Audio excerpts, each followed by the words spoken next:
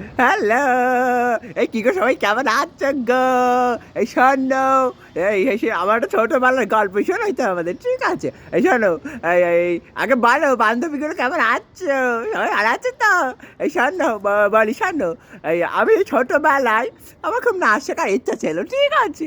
খুব মনে প্রাণে একদম এই চুটিয়ে নাচ শেখার ইচ্ছা ছিল, ঠিক আছে? এইবার আমি তো নাচ শিখবই।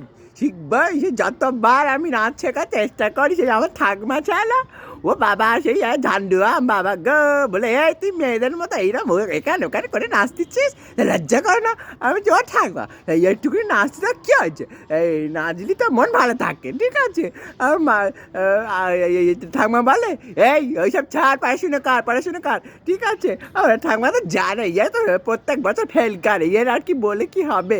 আমি আবার সেই ল্যাংটা পদায় ছুটেছি যাই নাচ শিখতে, ঠিক আছে? তখন সেই ছোটোবেলায় এই বিনা পয়সায় নাচ শেখা সেই বড় পিন্টু আমাদের পাড়ে সেই একটা বড় পিন্টু ছেলে ছিল, ঠিক আছে? ও সবার নাচ শেখায়, ঠিক আছে? আমি বলি এই পিন্টু দাই বড় পিন্টু এই সেই আমার ফ্রিতে নাচ শেখাবি? ও বলে হ্যাঁ কাল থেকে চলে আসিস। আমি বলি ঠিক আছে ঠিক আছে। বলে ল্যাংটা পদে কি চটান ছুটেছি, কি খুশি হয়েছে। আর ওর কাছে সেই এই সমস্ত রকমের নাচ আমি শিখে নিচ্ছি, ঠিক আছে?